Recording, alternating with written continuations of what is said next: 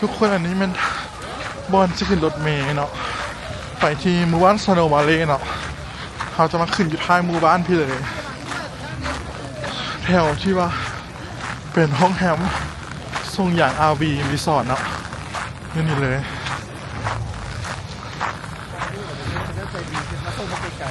นี่พนักงานเจ้าของแฮมลากนี้มาส่งเขาทางออกพี่เลยเนี่ยมอนนี่บอ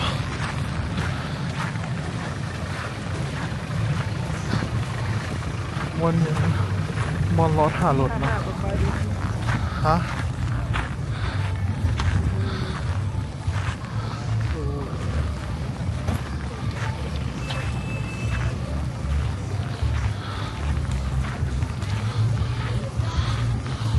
รถเมล์เนาะน่าจะมาขึ้นรถเมล์ยี่วันเดียวทุกคนนี่ทุกคนหลังจากนั้นเขามาขึ้นรถบัสคันใดก็ได้เนาะอยู่หลังหมู่บ้าน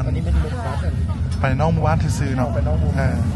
รถบัสจะออกไปนอกหมู่บ้านที่ซื้อเนาะขึ้นคันไหนก็ได้รับไปขึ้นแล้วไปบนป้ายรถที่จะไปสโนว์วาเลย์อีกบ้านหนึ่งอยู่ที่นอกหมู่บ้านตอนนี้รถกำลังออกไป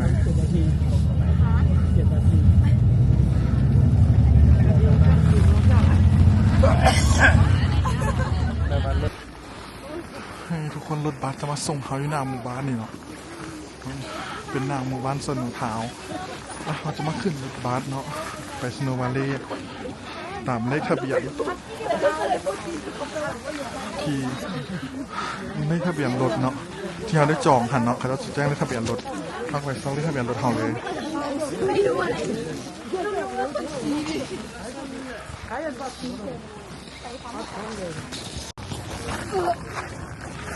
นี่ทุกคนรถเฮาเนาะ ACR 455ผมนี่เองที่จะไปสโนว์วาเลย์เนาะนี่ก็มาขึ้นด้วยนี่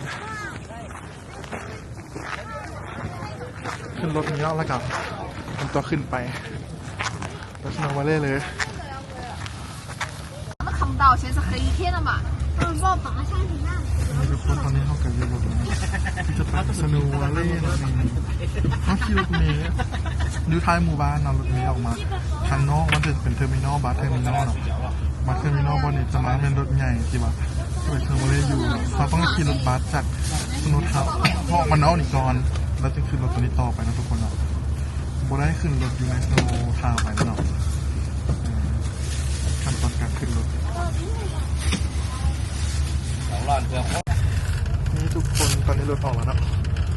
17:55นาทีเองออกก่อนเวลาคนเต็มมาทั้งรถจะออกเลยใช้เวลา2 ชั่วโมงปลายนะฮอดสโนว์วาเลย์มัวเว้ยต่างๆมัววันเริ่มฮอดแล้ววันเริ่มลงกันละบ้านสโนว์วาเลย์นะ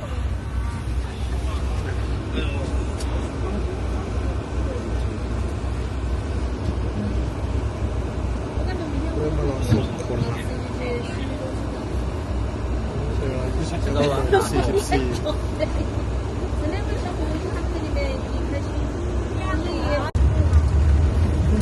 44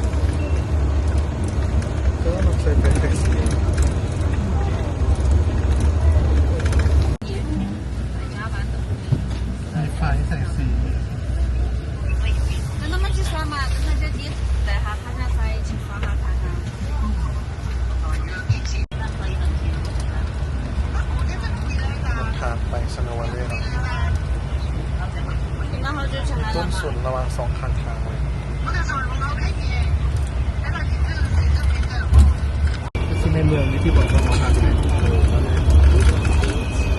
ไม่ดีเลยโบนัสเสียงของหมู่บ้านบริษัทอะไร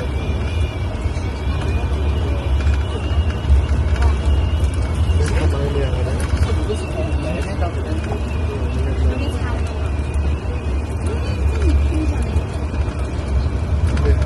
มองถัดติดเลยนะ สมพงษ์มันถามว่าแบบมันคือลงขายเพราะว่ามันต้องจอดที่อยู่ ตั้งเลยมองถัดลายครับ เรื่องดี เสือนี่เกิดในหมู่บ้านหรอ ก็เห็นตัวนี้อย่างหนึ่งว่าเลยเอาของเราก็มีแล้วเนี่ย บางบางวันคือ 400 เมตรข้างหน้านี่นะตัวนี้แหละของเขาน่ะ โอเคว่ะ นี่แหละ ไปเตาอิน เห็นแล้วตัวนี้แหละไปลง นี่ทุกคนพวกเขาห่อแล้วหายเตาอินไอรถเมย์มาส่งนี่ แอมบลา ไปกูหนาว